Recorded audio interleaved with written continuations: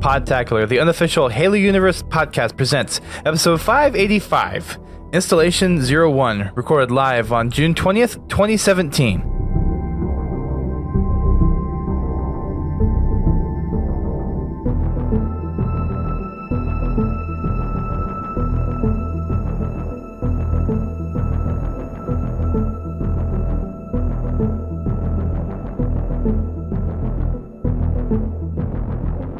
Hello everyone, welcome to Podtacular, the unofficial Halo Universe podcast. I am your host, Duststorm. I'm your co-host, Godzilla T.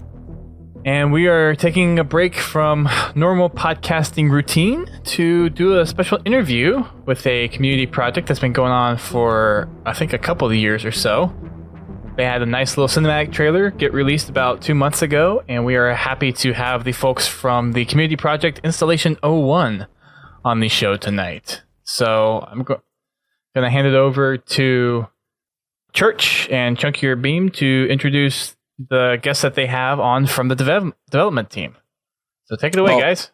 Yeah, thank you very much. Thank you so much. Everyone, I'm Church. I am the co-lead and project manager for Installation 01.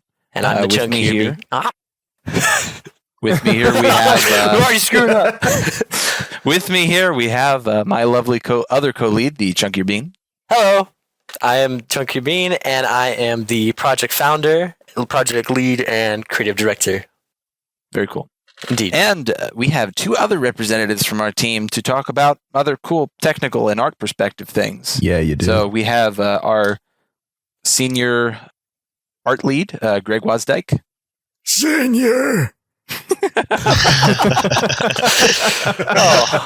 He's a very old man. He's a very senior art lead. He does our UNSC art style stuff, and he's very good at it. We also have the brains behind our cinematic trailer that you mentioned that you guys may have seen a couple weeks ago. Matthew Lake, the man, the myth, the legend. Hello, my name is Matthew Lake. Oh, he said it. He said it. He said it. So yeah, this is us. Representatives from Installation 01 at your service. We are here to serve. Well, it's great to have you guys on the show. I know there's been a lot of hype behind your project, and with the cinematic trailer, I think a lot of people got some attention to it, which is awesome. Church, why don't you just do a quick introduction of what Installation 01 is? I think a lot of people know it's kind of a community mod project. It's nothing officially endorsed by 343, but what is Installation 01 and why should people care? Well, first off, I got to clarify one thing. We are not a mod, which is actually a common mistake that people make. Sorry, you're right. Yeah. Yeah. El Dorito is another, or Project Cartographer. Those are examples of mods of existing Halo games. What sets our project, and there are other projects like ours, apart is the fact that we're building a Halo sandbox community multiplayer experience from the ground up, in our case, in the Unity engine. So Installation 01 is a fan-made Halo game being made by Halo lovers from around the world. Our biggest aim, we want to build an artistic tribute to Halo that recreates the multiplayer experience of the Bungie-era games. And we want to bring this game free to play to all PC platforms, Windows, Mac OS, and Linux. And yes, that is a canned statement. I literally read it right off of our About page. Thumbs up. And I want to clarify, free to play as in like literally 100% free. No microtransactions, no paid DLC. This game is 100% free. No ads served on the game. You download the launcher, you log into an account, and you play the game. It doesn't get much more complicated than that. Doesn't get better than this. So how big is the team behind Installation 01? That you're making this available on our so site, platforms. you can see who's on the team currently. Church, was it about 35, 40 people working on the team? It's literally just me. Yeah, it's just Greg, actually. Newsflash, guys, he made everything. We got about 40 to 50 people on the roster, and just like people who either have been on the team in the past 6 months to 3 years, or are part of the team but don't necessarily have as much time to contribute. Active membership, I'd say we have between 25 and 30. Just people who routinely contribute to the game. They're active in our development server, and they take place in our weekly meetings, stuff like that. Probably about 25 or 30. Field Train says 58 here. 58. Okay, I'm 58. reading the chat. Wow. We don't even know our own team, guys. I apologize. But of those 58, and this is kind of the nature of the project too, is it's a community source project. Everyone here we have our own lives. We have our own things that we do. Like several of us are students. Some of us have full-time jobs. It's a passion project more than anything else. We devote what time we have to make this happen. And the beautiful thing about that is we can pull in talent from the community, even if it's just like some guy that wants to come in and he's like, oh, I have a really awesome assault rifle model that I want you guys to use, just as an example. And we're like, well, if you could make these changes to it, and if you have the time to match our workflow and to make it fit with our art style and design aesthetic, yeah, that's absolutely something we can do. We love getting input from the community, and honestly, we need a lot of artists. So that's definitely a big thing, is just how community driven the whole thing is. That's awesome. Is there a lot of open community support for it? I mean, how much do you guys really allow other people to come in and help playtest? Because I know there's some other community projects out there where it's very close-knit, very much only people that are approved to work on the project and work on it. Are you guys kind of more open about that? Are you kind of locked down and who can help out with what? How easy would it be for someone to get involved with Installation 01? Well, I mean, Church, if I can take this over. Yeah, This go is ahead. kind of like my domain. Usually when it comes to that, like playtesters, we're not essentially hiring playtesters. I'm always on the lookout my own from playtesters. Basically I go through everyone in the community, and I see how, they behave, how they react. I want to have really sharp and talented people, be able to playtest us, and, people who are also available to playtest with us, just so we can release a game that's just not a buggy mess and really make sure it feels like a Halo experience on the computer. So We're not really in like a hiring state in terms of playtesters. We do keep it pretty closed down. We've got a section of people that playtest. Some of them are content creators. Some of them are people that we've picked from our Discord servers or from our community, like Bean said. But when it comes to actually being on the team and the project, I think compared to some other projects, our barrier to entry is probably pretty low, just in terms of accessibility. Like you message a lead. If it's art, like we'll point you to Isaac or Derek. If you want to join the code side of things, we'll point you to Luke or Lucas. And basically, we want to evaluate your skill to see how well you'd fit onto the team and what you'd be able to contribute to the project. But that's really the big thing, is just having something that you can do and that you can do well, and having a passion for the Halo community and wanting to build this game. Those are really the only two things that we ask for out of members on IL1. Okay, so there's a lot of room for people to actually, if they have the background and experience to really work on a project like this, then it seems like a pretty good in. And is it something where you, like if someone is just trying to get into it and want to get some exposure, that you would kind of take like an intern type of thing where they want to test out their skills, or are you looking for more kind of seasoned veterans when it comes to their specific area of expertise? Well, hey, Greg, how about you take this one? Because you've been working in the industry for a while, and you've also helped to mentor some of our up-and-coming 3D artists. Well, I will start off by saying there are no seasoned veterans in this project. There's maybe Luke works at an actual dev studio.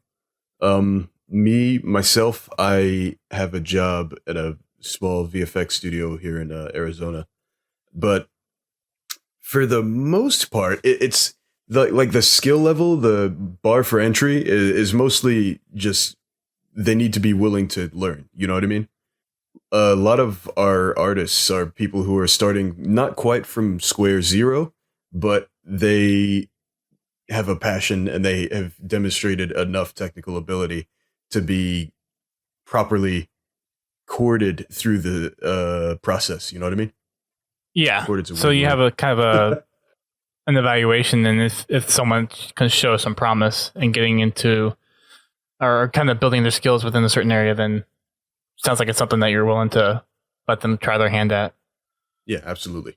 Yeah. And Greg's Trying to get being modest. When he says that we have no seasoned veterans, I would say that he's probably one of the closest things we have to seasoned 3D artist veterans, and that he's been doing this for a very long time. He's very, very good at what he does, and that's why we made him an art lead. And he has a lot of cool looking models that I hope you guys will be able to see. One of them is the assault rifle that is currently in the game, and he's making some armor sets that you guys might be able to see soon, and I think you'll be impressed by his work. Soon TM.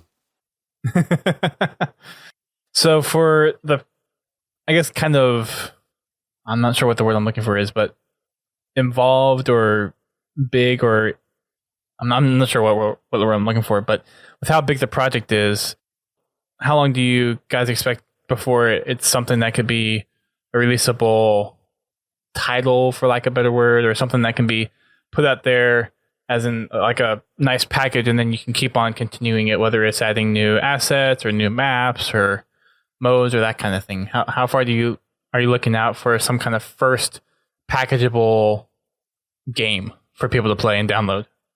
Ben, you want to talk about the closed alpha? Oh, yes, the closed alpha. Are we going to talk about that officially here? Yeah, we're officially going to talk about that, I think. All right, I think this is time to discuss it. Is this breaking news? This is kind of breaking news. Oh, wow. I'll get this, crack the beans open on this one. All right. Oh, my God. Are they chunky beans? They are very chunky. A little bacon in them, but they're very good. So, Ooh, right now, good bacon. before I start off, I wanted to say there is no dates confirmed right now. This all depends on our work schedules through the summer and how we go. However, we are looking at doing a closed alpha sometime in 2017. I'll say that at least. However, that could always change. But the closed alpha will consist. What can I talk about this, Church? I don't know. I think that's enough for now. We want to do a closed alpha this year. We really want to do a closed alpha this year. Give people an opportunity to test the game, and we want people to actually give feedback. When we say an alpha test, we mean an actual alpha test. This isn't a, hey guys, play the game for 2 weeks, hope you enjoy. This is, hey, we want to make this game, right? And we want to make this game well. So feedback. Give us all of the feedback. That's what we want this to be about. And basically on our end, that means creating a minimum set of content, getting our code base fleshed out, getting everything to the point where we are ready to have a testing environment available to 2 and 4 people to play. Currently, our development goal is for that to happen this year. Very cool. Very nice. There are the people in the chat joking like it's going to be December 29th or December 30th. Actually, it's December 32nd. I had to say it, guys. I'm sorry, but December 32nd. December 32nd. That's the day. I knew you were adding leap seconds. I didn't know you were adding leap days. Oh, yes, of course. I thought that was done in February. No, but if we definitely the support of the project, everyone's time dedicated to it definitely helps us get it along with progress. And, we will definitely want this to be a great experience for people, a starting experience for everyone. Our biggest goal when we actually release is we want this to be as a big of a living platform as we can make it. Just delivering that core multiplayer experience with the availability of game types and configuration settings for game types and stuff like that. We want people to be able to continue to make new things out of our game as much as people are able to make new game types all the time out of real Halo games and stuff like that. We want this to be something that people can continue to play long after we actually release it. And with the alpha, are you looking at a certain population, or is it going to be kind of just however many you deem should be let in after like a comfortable amount that you think will provide feedback? Or is that too early to really talk about? I won't talk about it much. However, there's one thing I will say. The more people on the site, the higher people in the alpha. That's all I'm saying. We have 40,000 people signed up with accounts on Installation 01's site right now. Our initial estimate when we first were talking about setting up the alpha was a lot smaller than it is now that we see all the people who have signed up to play the game. We don't have a final number for you guys, but it's usually going to depend on how many people are signed up on the site at that time. Well, you're just getting another one now, so Oh, there we go. There are currently Although someone already has my 40,887. gamer tag. What? Ooh, that's Yeah. that's really quite unfortunate. Well, Man, it's not like we have a database or anything that could change that, but I'm just playing. The powers that be. but seriously, on a more geez. serious note, we have 41, almost 41,000 people signed up to play the game right now. And that is just tremendous support. Like, and if you told me that, okay, so we released the website just a couple months ago. When we first released the website and opened up signups, if you told me that we were going to have 40,000 people signed up to play our game when it released now, I would tell me that I was crazy. yeah, very crazy. You're crazy. You are. No, I'm just kidding. Oh, I want to kind of jump to some questions before I ask any more, and I want to give GT an opportunity to ask some questions from him too.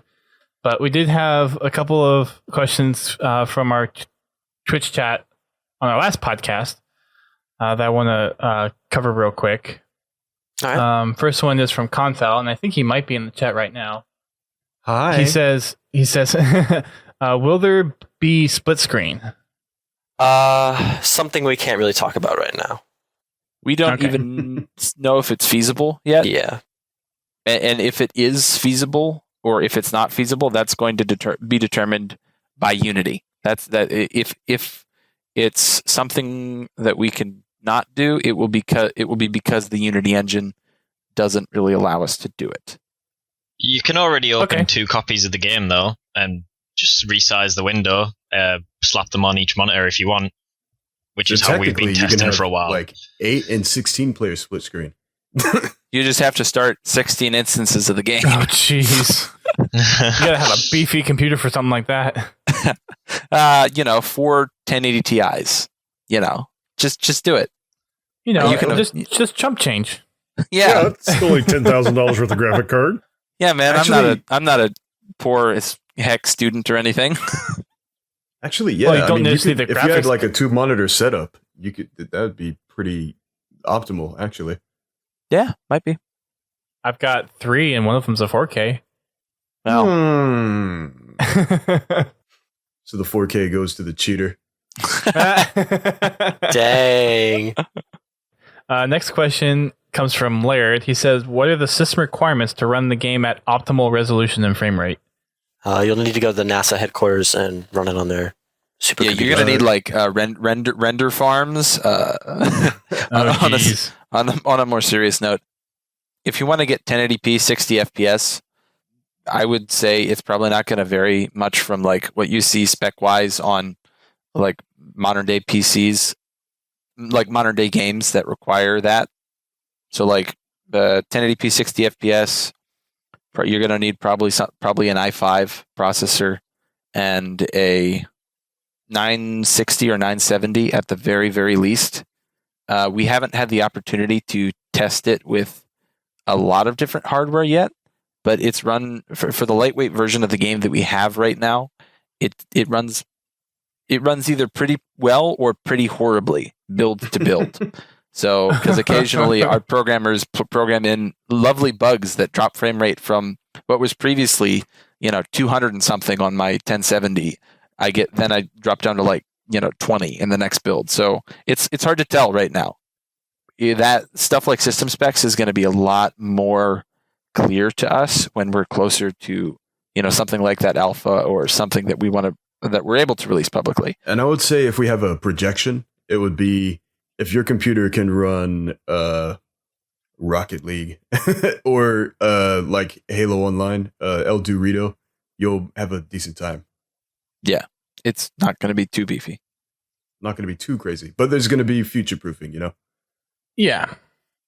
I mean, Unity is a pretty diverse platform where it should be able to kind of accommodate for some, maybe not as high-end computers, and you should probably be able to run it on a lower resolution or frame rate, I would imagine. Because Unity, I'm assuming Unity scales pretty well. Yeah, it does. We have had some people trying to run it at 480p and have said that it runs real well aside from low resolution. So, I mean, you can put it at whatever resolution you want. Okay. The next one I have is from Pins Halo, and he was asking what types of weapons will you be using? For example, the Halo 1 Magnum, the Halo 2 BR, etc. So you guys looking at base weapon sets or remaking iconic weapons from the franchise? So for weapons, we are looking at something like the IO1 Magnum and the IO1 BR.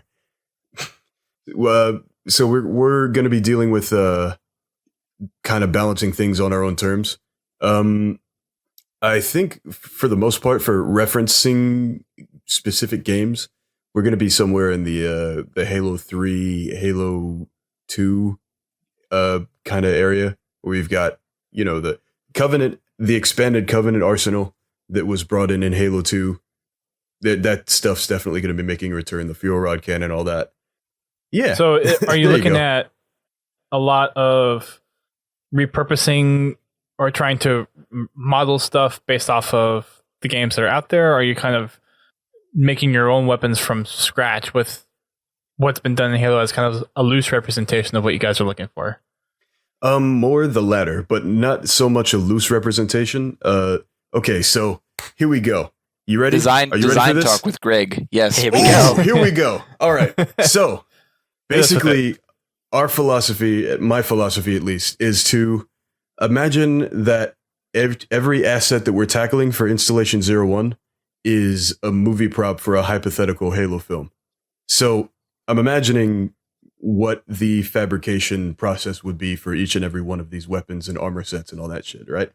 And from there, we just kind of implement as many of those like real world design elements that you don't usually think about when you're putting together game assets, like glue seams or weld seams on metal, lots of screws everywhere. You know what I mean? And that's stuff that is not a lot of attention to detail stuff. Very much so. And that's stuff that unfortunately isn't really present in Halo itself after 2, after 1, I would say. Like, I'm going to say right now, Halo 1 aesthetically is my favorite. Closest. I'm sorry. I'm reading the chat right here. There were technically 2 Halo movies. One of them was the first half of Starship Troopers, and then it just ends on a bad anime action scene. Yeah. And the other one is Pitch Black without Riddick. The other one is Pitch Black without Riddick.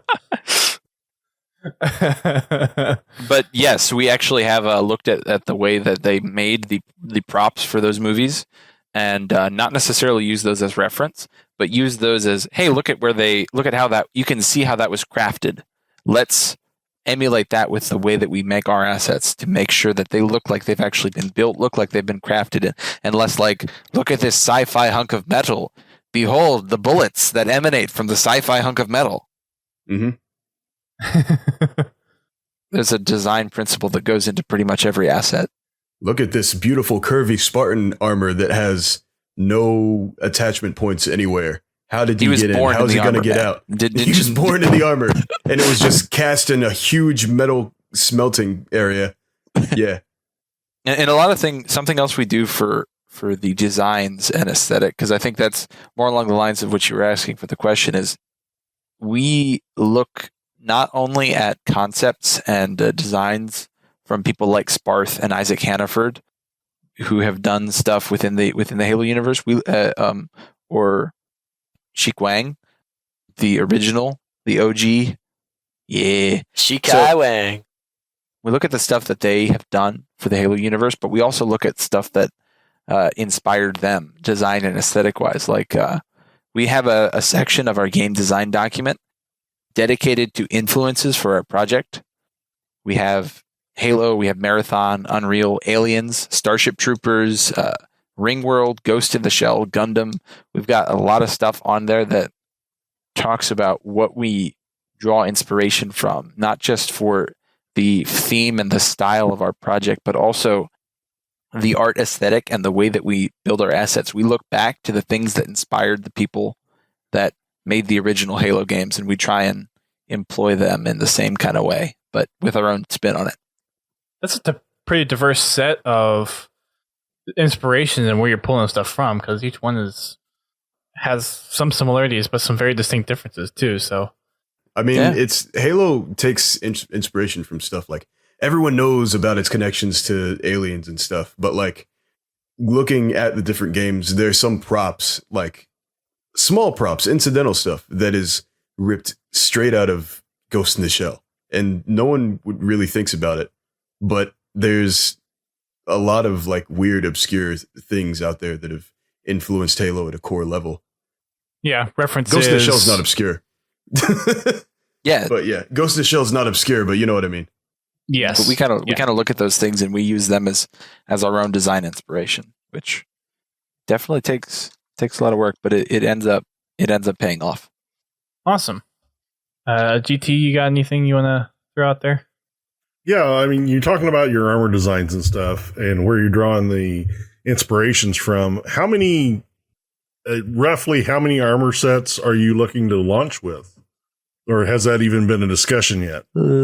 I don't think we've ever mentioned that before, like specific numbers, but we definitely want to give people like player customization options. If you guys have seen the Q&A that we did back in March, some of the footage that we showed off in that showed off a little bit of our customization menu, and even though we only had 3 armor sets in that build of the game, we have a list of 1, 2, 3, 4, 5, 6, 7, 8, 9, 10, 11, 12. We have currently 12 armor sets that we want to do just at some point in the future. I can't say how many of those will be in the alpha if and when that's released, or how many of those are going to be in the final game. But we have 12 armor sets that we know for sure that we want to do. And I'm sure you guys have seen, like Halo 5, there's 60 armor sets or something like that. We probably won't. We definitely won't get to all of those. And but you'll see some reimaginings of classic designs. You'll see some original designs. And I'm gonna call it now. You're gonna see at least three armor sets that you have never seen in a released Halo game before, ever. Dang, church sees leaks. Are they? I guess they're obviously probably inspired off of something, but Yeah, they are. are Something. they similar to stuff, or are they completely new concepts outside the Halo realm? Yes. Mario armor. That's yes. Greg's answer. Yes. Okay. As far as on your customization, you'll have to excuse me. I have not seen the information on that, but what type of customization are you shooting for? Are we shooting for a Halo Reach style of customization? Or are we doing like a Halo 5 style? Halo Reach, but Customization. more. Literally every piece of armor is interchangeable. It's like a wider range of customizations. There's no real set kind of, this is Reach, this is Stream. So we take the best from every. Currently, you have helmet, torso, and torso includes the space diaper, as I love to call it. Upper arms, lower arms, upper leg, lower leg. And Nice. The arms can be separated left and right. Yeah, so all of those are left and right differentiable. And that's helmet. in the game. Yes, I think we already talked about helmet. And that's all in the game currently. So is any of this inspired by novels or other Halo fiction that isn't just the games? I'm trying to think. I don't think any of the actually. Yes. I'm just gonna yes. Yes. There are 2 armor sets specifically. I'm not gonna Yeah. name them, but I know that they're on the list. Yeah. I'm looking at the list right now, and there are 2. Okay. I guess we're not getting those 2 as of names, but No, you're not getting names. That's very All right. correct. But as long as you've got the Gundam armor on there, that when I push down on the left stick, I transform into a space jet. Sounds hot. Right? like a It transformer. can happen, maybe. You play as Optimus Prime and I Don't give them right? ideas. Oh, Don't let feature creep happen. So a couple of people have asked this, and we actually had a few other people ask it on last week or 2 weeks ago recording, and I think maybe one on Twitter. I don't think this really is an issue, but any worries about a cease and desist? the lovely question. The question that we always get no matter where we go. Everything we do. I mean, it's understandable, of course. You see a project at a scale and scope and attention. I mean, yeah, I guess people will come to the assumption like, oh, well, aren't they going to do anything about this? I mean, they're using their stuff. We get the question asked probably on a daily basis somewhere. I'm glad you there. asked it, by the way. I'm glad you put it as a question and not, you guys are going to get shut down. And Yes. I can't wait to be there when it happens. Yeah, no, that's what we get. That's what we get most of the time.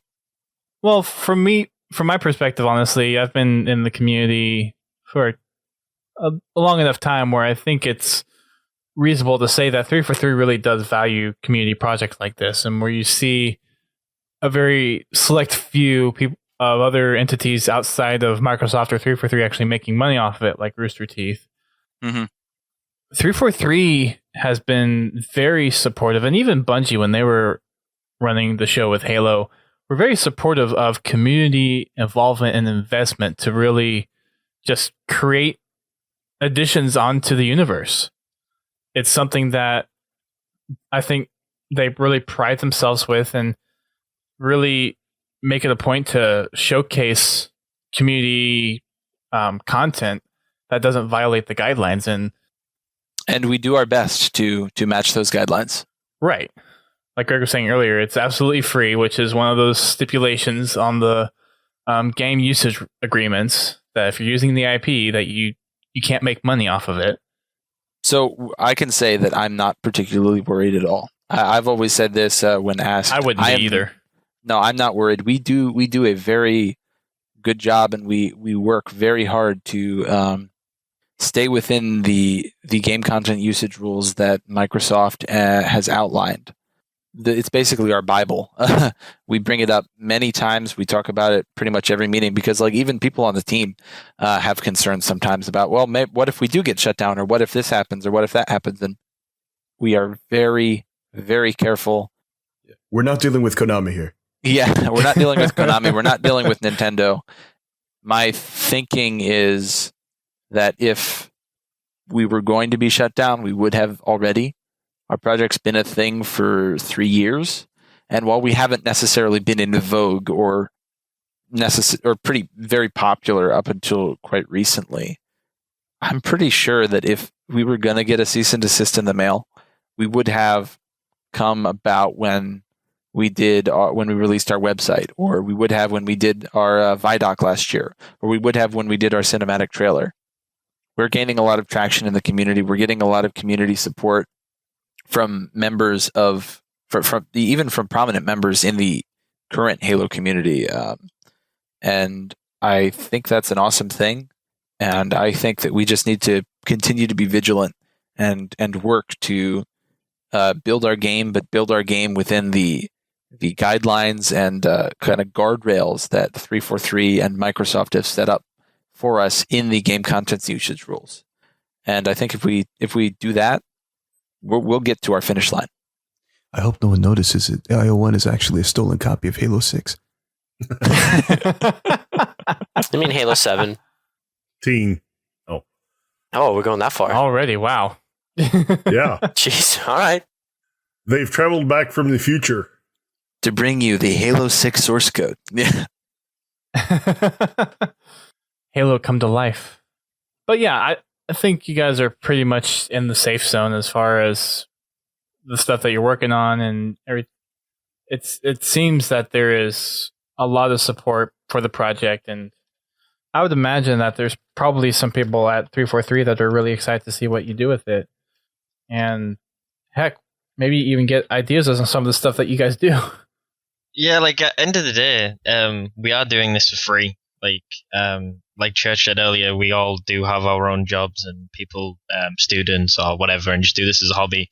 Like, well, why would they go shut somebody down just that's doing this for pure passion, something trying to dedicate? Like, they don't go shutting down Machinimas or like El Doritos. That hasn't been cease and desist. Like all these kind of community projects, Project Cartographer, they're all about, and they're not receiving letters in the mail. Like you said, it's just a pure passion project, and why would they do that? Yep. Also, Matt, you were here? Yeah, hello. I'm awfully quiet. Yeah. I'm just sat here waiting for the animation talk. We never get to that point. Rip. Well, one of the other questions, and I forget who asked this up in the chat. It was a little while ago, but I'm going to kind of retool the question. I think I may have. No, never mind. Someone was asking in the Twitch chat about breakable glass, and I'm going to take that one step further. Destructible environments, is that something that you guys are looking into? Like down Levolution. to what level? Are we counting like down to Battlefield? what degree? Any degree. Like how far of a degree are you guys thinking of? Just like explosive barrels or broken windows, or are you looking at? That's Well, fusion Yeah, coils will explosive exist in the barrels and game. breakable windows. Forerunner. Those are kind of integral. Yeah, we want to do stuff that that Halo has, but you probably won't see a fully destructible sandbox in IL1, and that's a big engine limitation. There's only so much that the Unity engine can do, and while it would be awesome if we could work and bring something in like the Havoc physics engine into Unity, we don't really have the development time or intent to do that.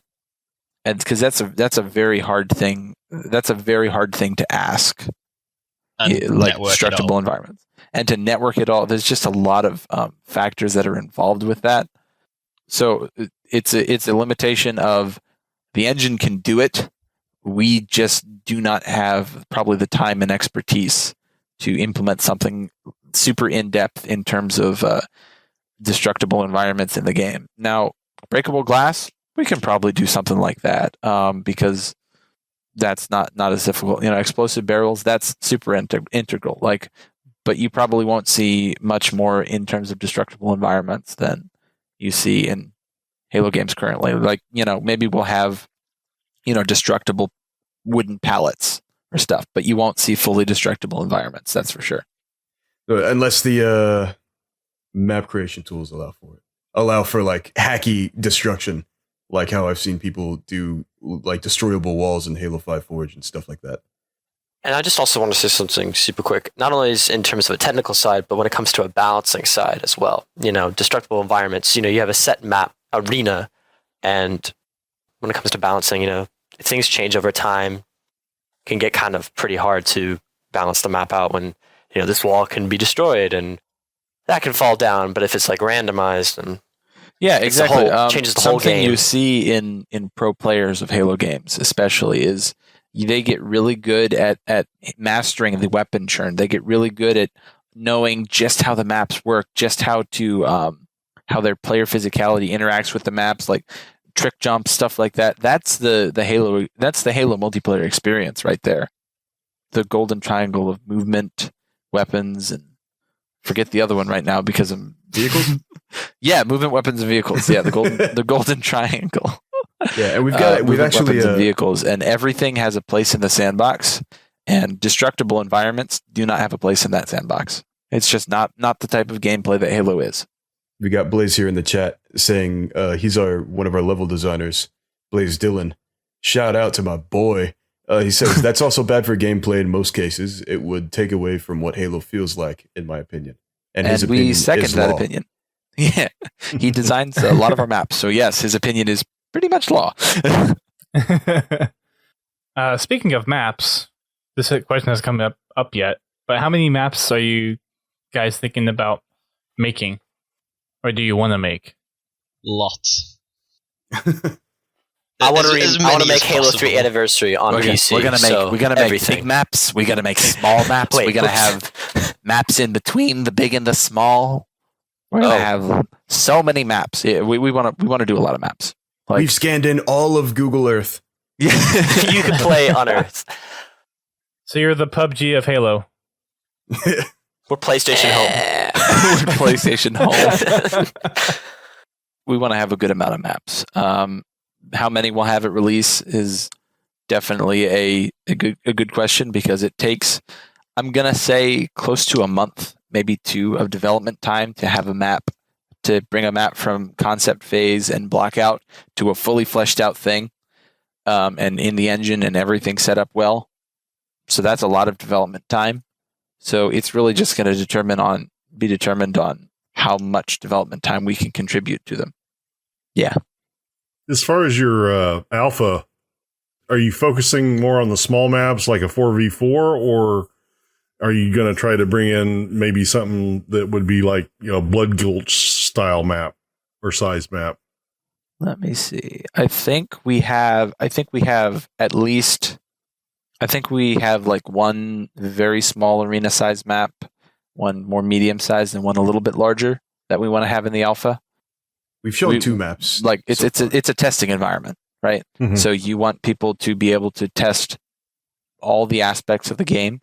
So even if it's, we want to have a variety of maps that are available for people to test. Is there any, player cap count that you're trying to fit these maps into?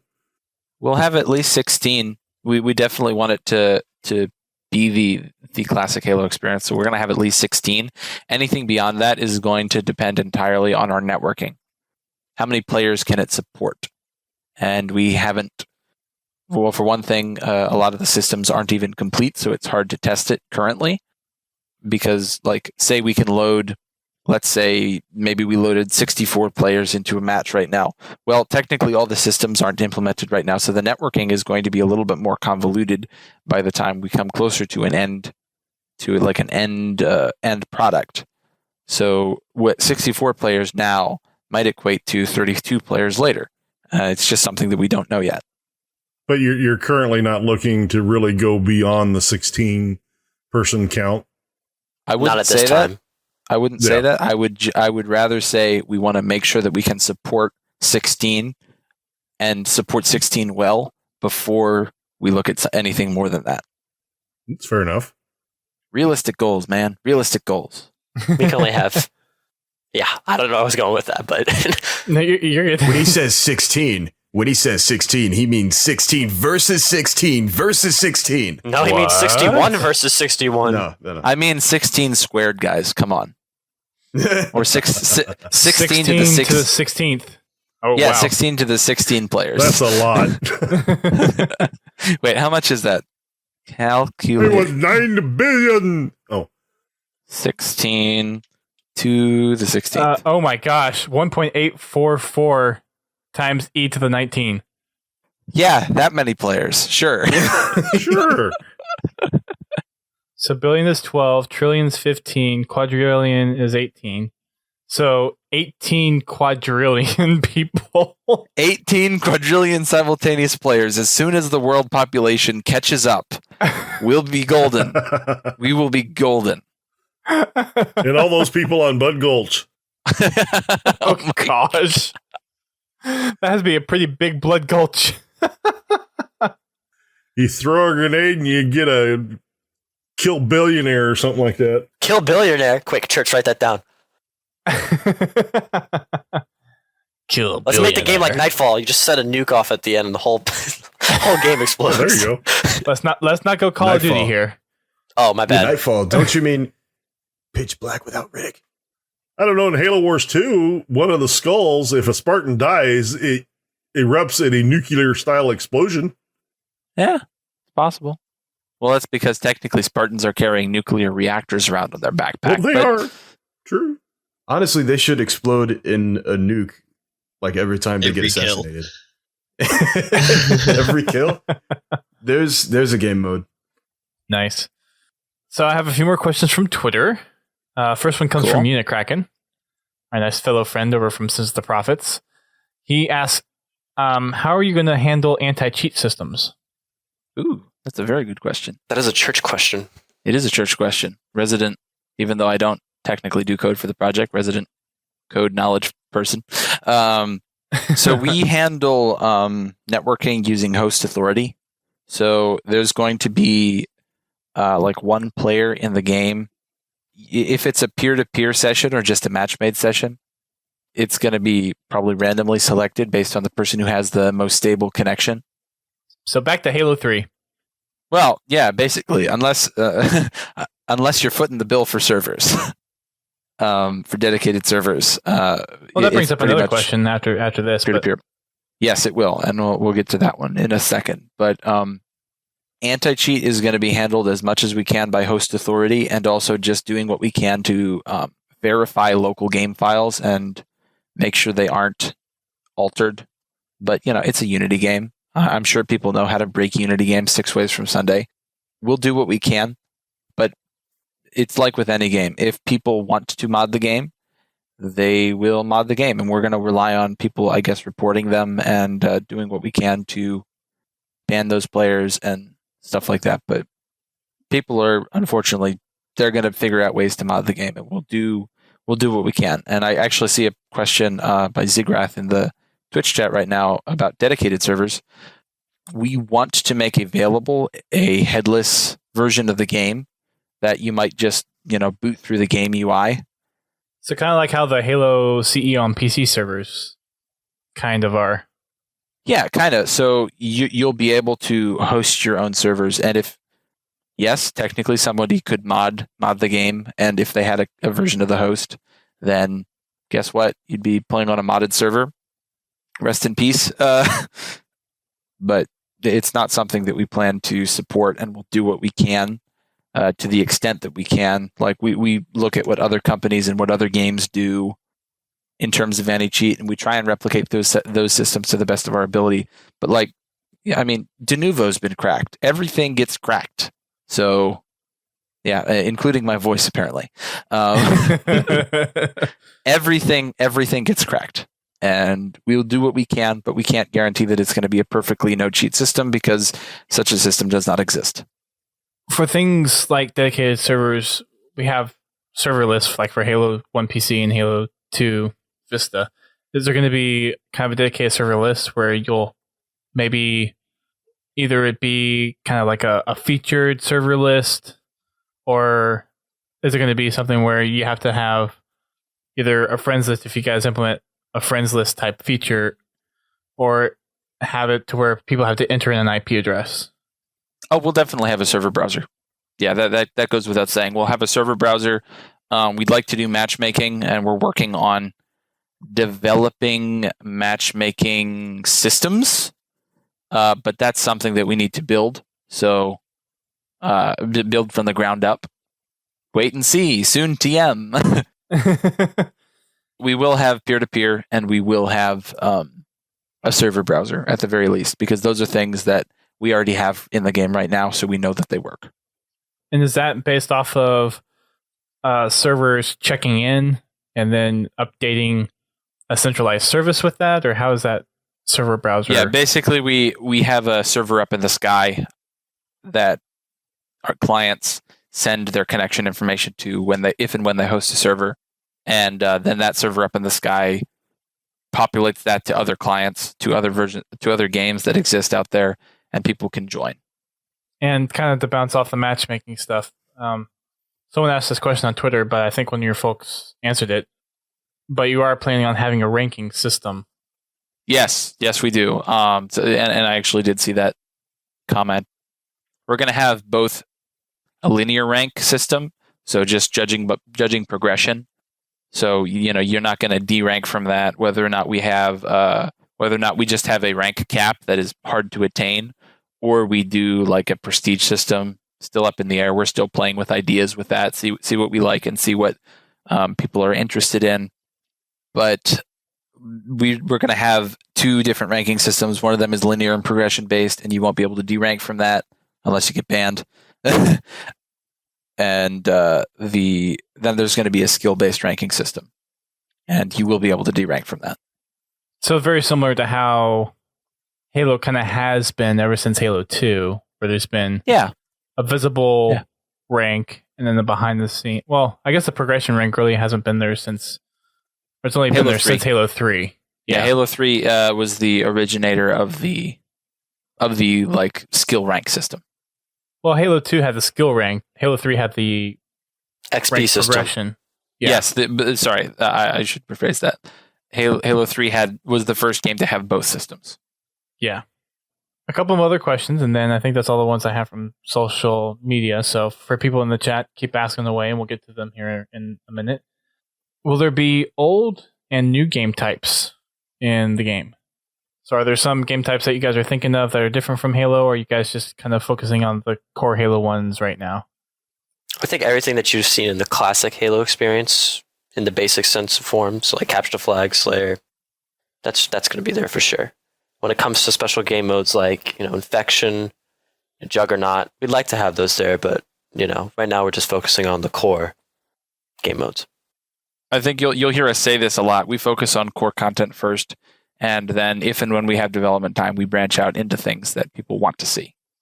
Kind of leading into the next question, is there going to be support for community mods? So a couple of people have asked this in the chat already, and someone on Twitter said, for example, visuals, weapon skins, armor skins, that kind of stuff. So this enters into some risky territory. And so first off, I'm just going to say, no, we do not plan to do mod support. And before community outcry ensues, we have a very, very good reason why. Yep. The reason that we do not want to do mod support is because we work really hard to make sure that our game stays within the boundaries of the game content usage rules. And that means that everything that goes into the game, we control. Like, it's curated and made by our dev team. We know where it's all coming from. We see, like, if somebody's working on an armor asset, we see all of it start from the ground up. And we know that that's an asset that they made, and we know that we can control like how graphic it is. We can control basically everything about assets that go into the game. With mod support, we can't control anything. And what happens if someone puts like nudity in our game? Well, that's just swell, and that's totally something that I'm sure Microsoft would love to see in a game. Or what happens when somebody puts ripped content from other Halo games? Exactly. That's our primary concern. Then to go further, the fact that Unity by default doesn't support like modability in games, meaning we would have to write all our own tools from the ground up if we wanted to have mod support. It's basically like it just gives us an excuse not to. And it's a welcome excuse because that's just territory that we really don't want to go in. Yeah, that makes sense. I think a lot of it comes down to just making sure that you are within the guidelines so you can keep on developing this. Because if people go muck around and you can't develop it, well, I mean, people are kind of shooting themselves in the foot. Mm-hmm. But that being said, we want to make game type editing as in depth as possible, and we want people. I see a lot of people in the chat asking how long we plan on supporting the game. Like, as long as there's people passionate about the project, I'm sure there's still going to be some people working on the project. I've been around for 3 years. I'm one of the oldest members of the team. Obviously Bean was the founder of the project, so he's been around the longest. But as long as there's people passionate about this project, I don't see it going away. Yay! Rejoice, people. As Field Train just said in the chat here, we're looking at making Forge extremely comprehensive to the point where like you won't even miss mod tools. Yep. That's the goal. Yeah. I'll break it. One more question I have from Twitter. Will there be any MLG style area in the game? So something that supports clan versus clan or tournaments, or is this something that could be organized on the website? So when it comes to clans for IO1, if you can remember what Halo 2 had for clans, it's just basically what IO1 will have. You'll be able to have a set group of friends that have a cool little tag next to them. But that's just pretty much it. No kind of setting up meetings or times. You guys have to do that on your own. That's all really I have to say about it. Church, anything else you want to say? Yeah, you'll have friends. Like you mentioned friends list before. You're going to have a friends list, and you're going to be able to see people online on your friends list and stuff like that. And basically, a clan tab is going to be like, a clan tab is going to be there as well. You want to see people in your clan as much as you want to see people on your friends list. So we'll have the system there if people want to use it.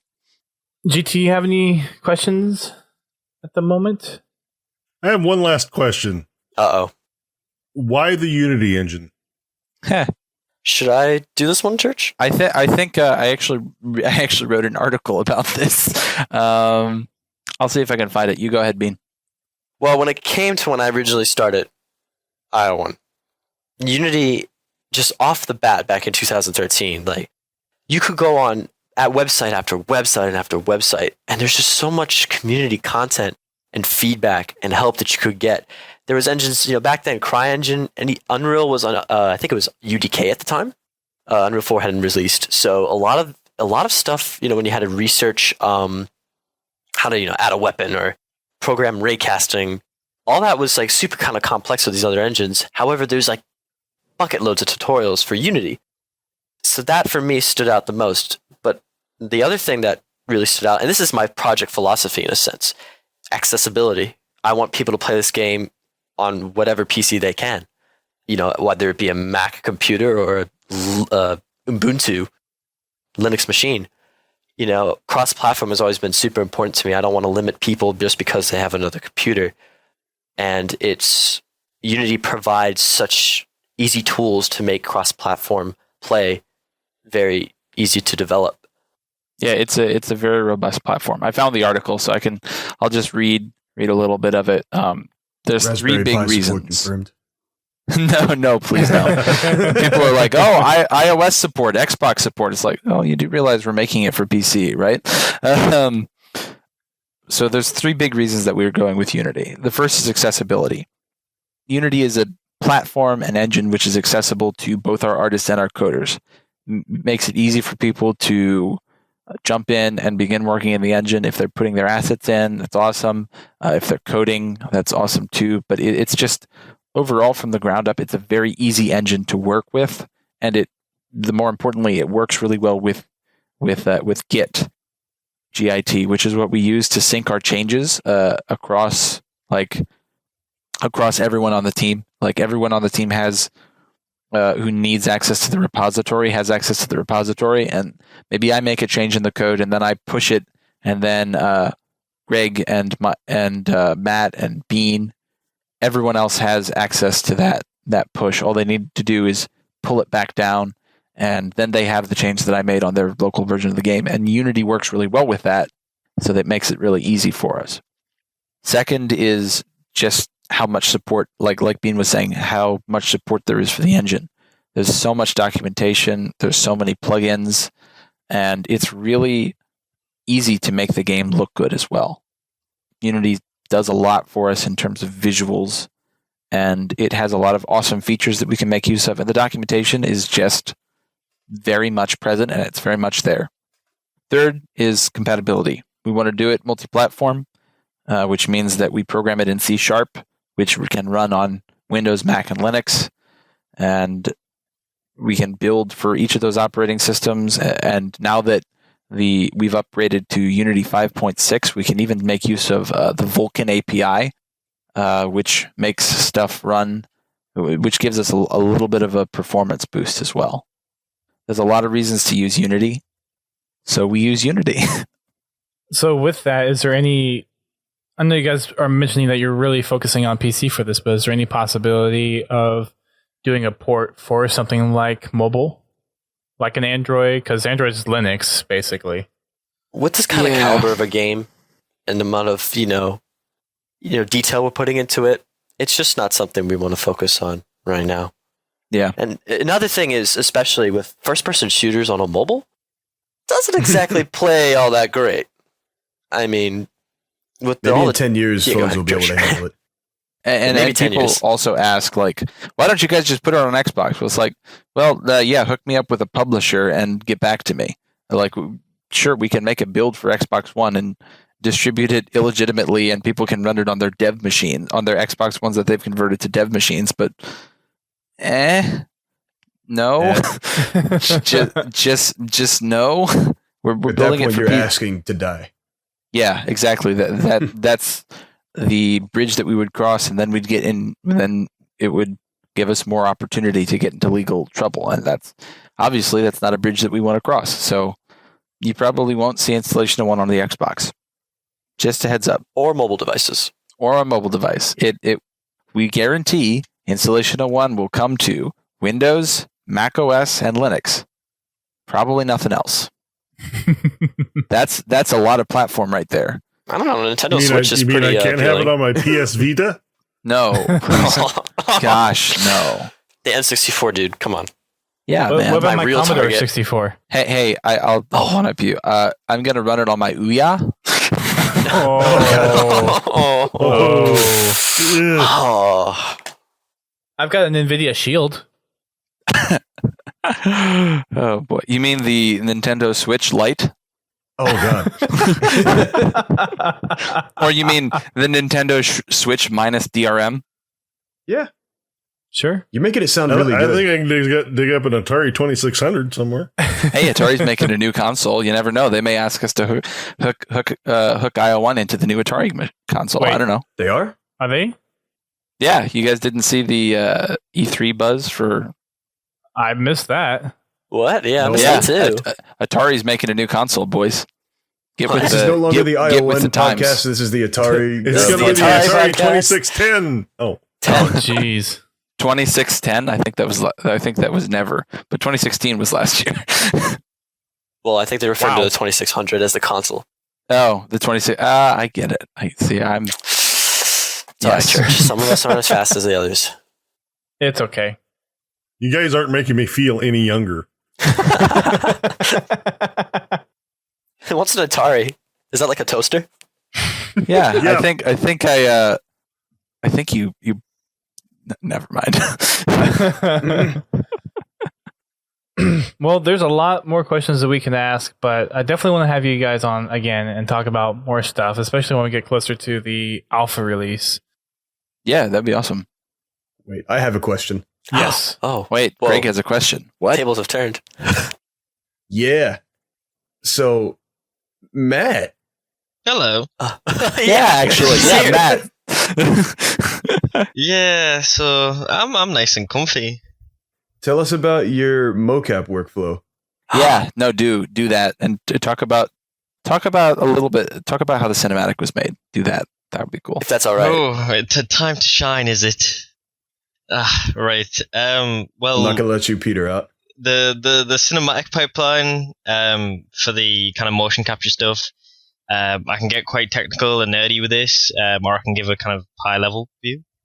Should I go High level. quite technical? High level's good. High level's good. Okay, so the setup we have is a motion analysis Hawk system. Each camera costs about 25 grand, and the whole rig has 12 cameras. So it's like Jeez. $500,000. Yes, I know. The equipment is incredible. And basically there's 12 of these scattered around the room, and they're all infrared cameras. And around them, I don't know if you've seen a mocap camera before, they basically have a red ring with a camera in the middle. And the red ring sends out infrared into a room. So we have like a capture volume. And then obviously you put the ping pong ball suit on, and they have the reflective markers, which is the high vis material. If you've ever wore a high vis jacket before, like construction site workmen use.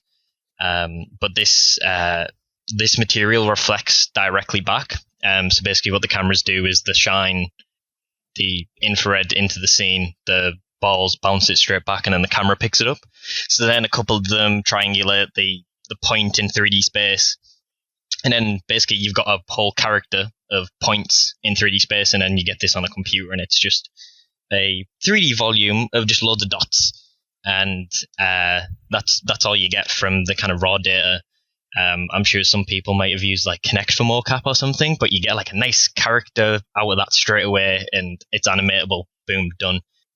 But with these kind of industry grade systems, all you get is point data, and you basically have to map these onto a character. So you get 2 points, and basically you turn the positions from one point to another from position data into rotational data. So it's quite a chore. You've got to do that for every bone. So that's the kind of mocap pipeline. You imagine you've got to do that on every single shot, which isn't fun. It's quite tedious until you get to until it's on a character, but it takes some time to get onto a character. I'm getting loads of messages right now. Are you? Spammed. Yeah. Ping, ping, ping, ping while I'm talking.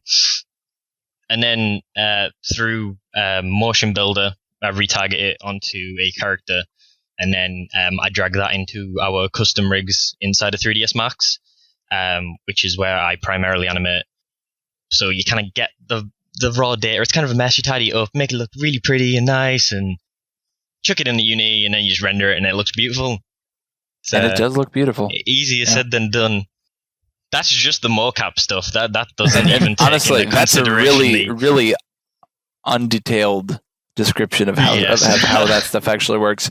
So if you want to have a podcast about the gory details of game development, oh boy, can we deliver! Because it's it's 90% of our free time. Oh boy! Yeah, like I felt this podcast has been very kind of about the game, and we could talk for hours about the processes and the type of stuff that we do. Like I myself, from an animation standpoint, we'll definitely be visiting this again. Yeah. And we definitely want to have you guys back on. I just don't want to carry this one on too long and keep you guys longer than you need to be. But there's definitely a lot that we can talk about on future shows. Honestly, we're just grateful. We're happy you guys gave us the opportunity. Like, this was very cool. Like, I was telling you guys before we got the official recording started, this is my fanboy moment. Don't get angry at me.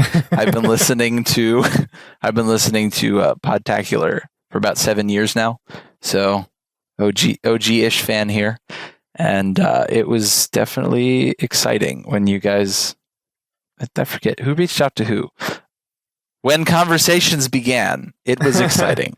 Well, we showed the trailer in our pre-roll, and we talked about it. Yeah, that's right. That's right. Because you talked about it on the... I think we heard it, and we're just like, oh. Yeah, I was listening to... I remember I was listening to the weekly podcast, and I'm like, wait a minute. They're talking about my project. That's awesome. I proceed to get 3, 4, 50 messages from church like, oh my God, we were talked about on Podtacular. And I'm like, what's Podtacular? And he's like, are you kidding? Yeah, Bean is a heathen. He doesn't know about Podtacular. I'm sorry. I can't help it. I'm just horrible. Blame Bean. Yep. No, blame him. Blame him for everything. Well, he is the it sounds like the idea behind the project. So yeah, blame him. You know, it's just funny. You gotta walk around the grocery store wearing a Podtacular shirt. Everybody kind of looks at you like, what the heck is that? Don't worry, I'm just Podtacular. And then you get that one random guy on the other side of the store that puts his thumbs up. That's awesome. That is pretty awesome, actually. By the way, true story. I figured it was. If only he had known that you were one of the hosts of Podtacular. Church, you think it's a good idea if I could make an aisle 1 shirt and just wear it everywhere? No, don't do that. Don't do that. I'll just wear it everywhere. Someone notice me, please. Hey, you're that like baked bean dude. Thanks. Are you that chunky bro? Are you that chunky man? We are currently in talks to purchase Bush's baked beans no. right now. Thinking about those beans. Well, you know the golden retriever in those commercials, right? That's essentially me, just in dog form. You are already in dog form. Unicraken's asking in the chat, are we going to be at PAX West? I'd like to be at PAX West. Oh, yeah. Someone buy me tickets. Beautiful.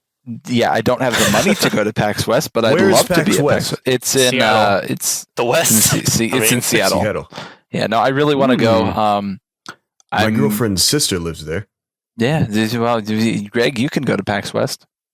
Yeah, I'd like to. I don't know if my college class schedule and everything else will permit me to go. I'd love to, and I think tickets are on sale now, right? They're sold out. How much are tickets? They're sold out. Never mind. Dang it! Well, there we go. I guess it's too late PAX for me. West ticket or PAX Prime to properly announce it, even though they call it that other name. Maybe I can scalp a few and find. Lasted an hour.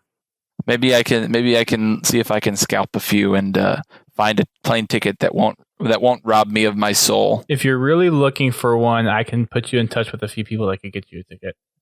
Oh, that'd be cool. Aisle 1 booth, guys. Let's do it.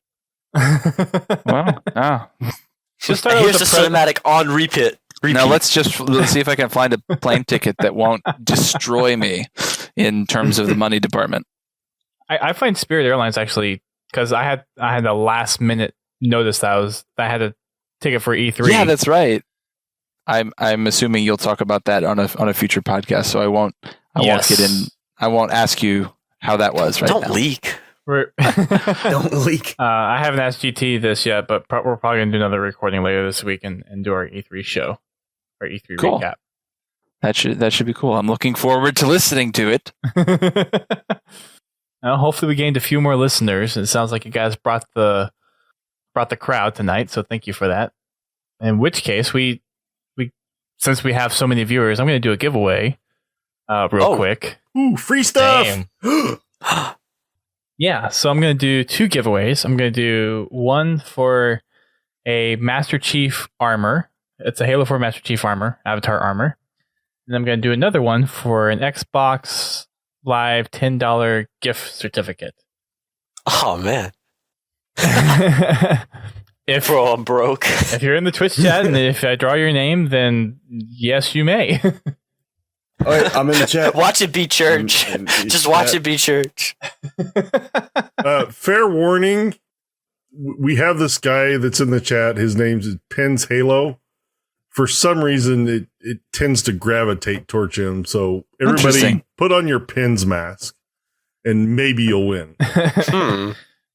Just maybe.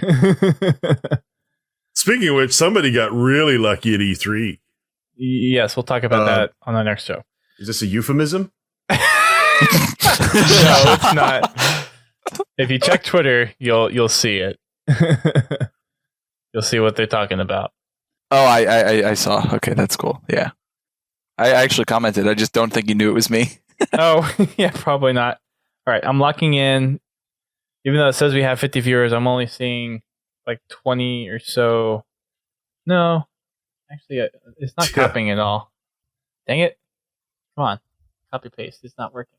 It's like breaking it up in a really weird way. Sounds like Breaking Benjamin. I don't trust the viewer list on Twitch anymore. It never seems to be right. All right, everyone who's in here, just type 1 in the chat, and that way I'll get a clean cut of who's actually paying attention. and I'll base it off of that. The first guys to type 1 are the guys you're talking to. Church and Greg straight on it. The first 2. I really want that Halo avatar. And typing in 1 multiple times is not going to help you. By the way, that's going to be the announcer voice for IO1. Just Slayer. That's Double kill. Oh yeah. I'm always disturbed. I'm used to it at this point. Kilimanjaro. That's pretty sad. So everyone that's interested in 1, I'm going to take who is there now and lock that in. And while I do that, Church, you want to go ahead and kind of spread your social media locations that you have? Yeah, absolutely. Thanks. You can find us at our official website, installation01.org. On Twitter, we're at I01_game. And we're just Installation01 on Facebook. And our YouTube channel is Installation01 Official. So I think it's youtube.com/Installation01 Official. So that's us. Go like, comment, and subscribe for more Installation 01 content. Oh, remember, geez. one like feeds bean. One like feeds bean. check my SoundCloud, check my mixtape. Get I'm a SoundCloud rapper. Oh yeah, and the Discord is we are a Discord partner now. It's fancy and special. Yeah, we're a Discord partner. We get like the fanciest voice channels ever, and someone gets a hoodie, I guess. Stuff. Yeah, so you can join our Discord server at discord.gg/installation01. Yeah, it's awesome. Watch the site explode. Discord partners, you. Oh, Japheth wants to know if he can drop his SoundCloud link. Actually, yes, links are allowed. So go ahead. Our composer, Japheth. Yeah, go buddy. ahead. Yeah, that's something that I wanted to talk about that we didn't really have time to talk about tonight. So I don't know when you guys would like to be back on, but I'm assuming as we get closer to you all having your public alpha or closed alpha, then that might be a better time to have you guys back on the show.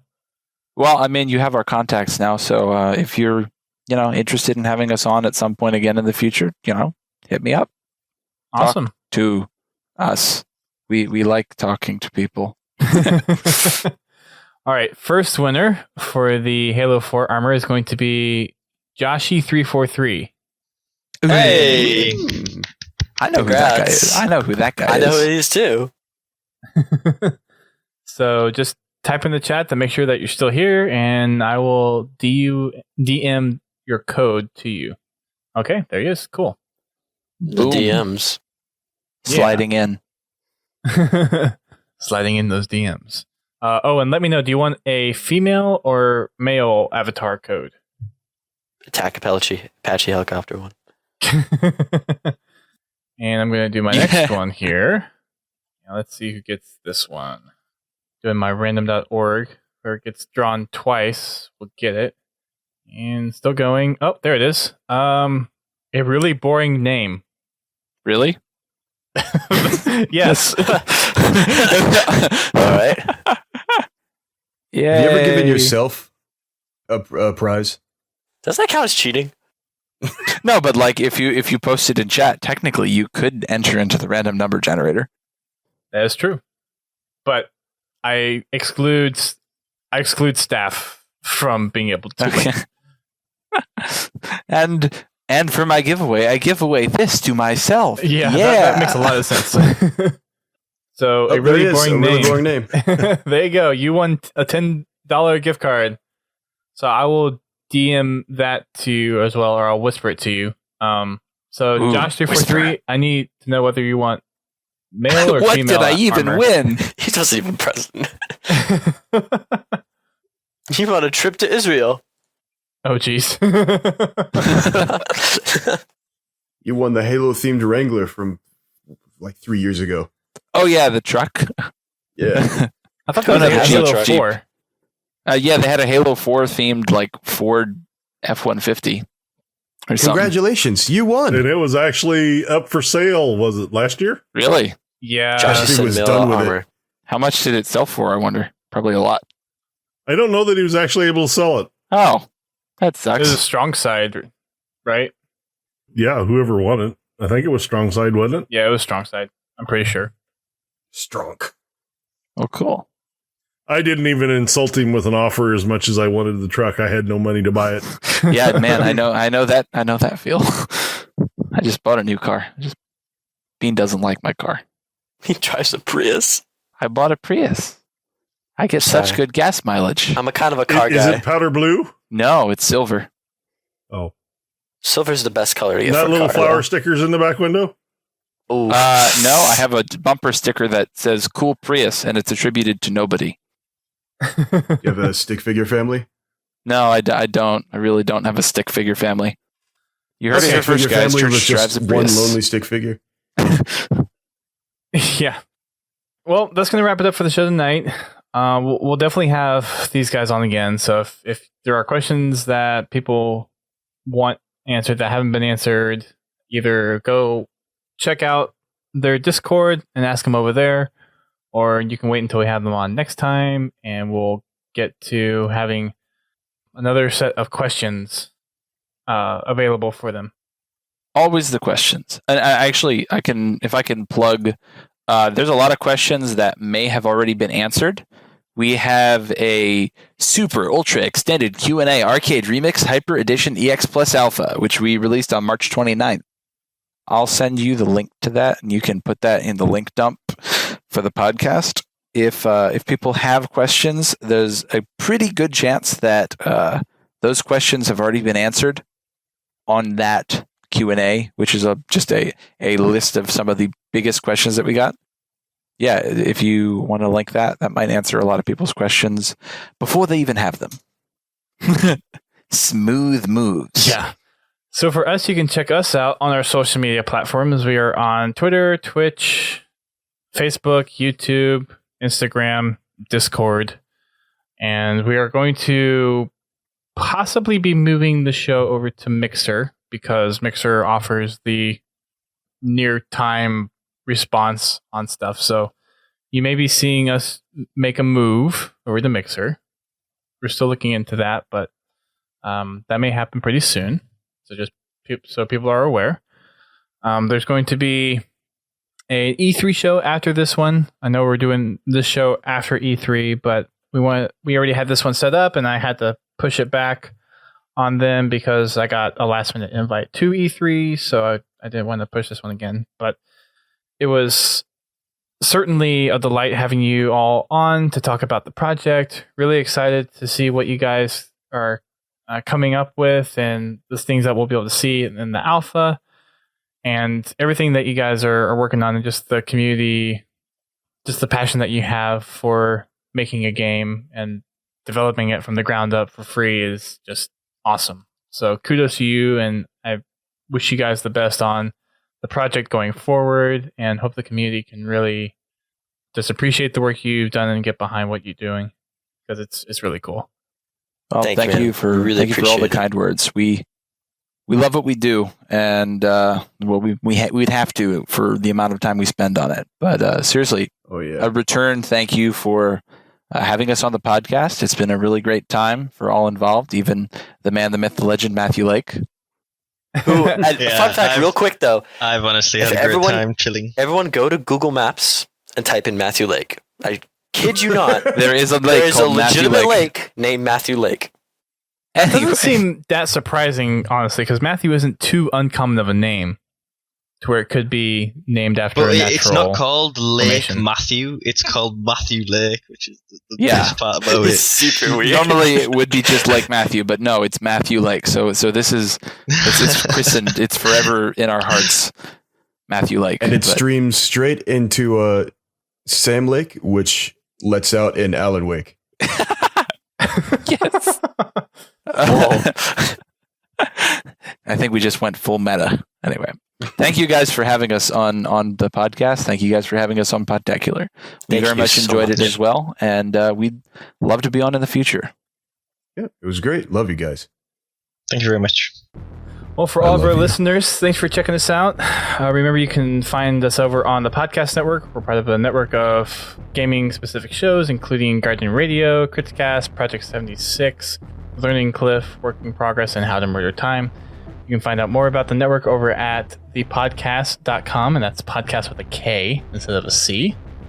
And let them know that we sent you. Make sure you check back in a couple of days for our 343 show, where we also have an interview with the executive producer behind Halo Wars 2. So we have a lot of cool other guest appearances lined up and some other interviews that we're looking forward to doing. So make sure you check us out. It's kind of our summertime of getting a whole bunch of people on. And especially with the downtime of news, it's a good time to really focus on highlighting some community content. So make sure you guys are tuned in, and we'll be having those coming up soon. We're also going to have a nice big show on that big long article that I still haven't read yet. But there's going to be lots of stuff, so make sure you're subscribed to us via iTunes or whatever podcast aggregator that you follow us on. And for everyone that's in the chat, thanks for showing up tonight. And I hope to see you back here at 8:30 p.m. Eastern Time for the next show. And until then, keep on... I don't know if there's anything in the frag for Installation of 1, but yeah, just keep on blaming Bean. There you go. That works. Keep on keeping on.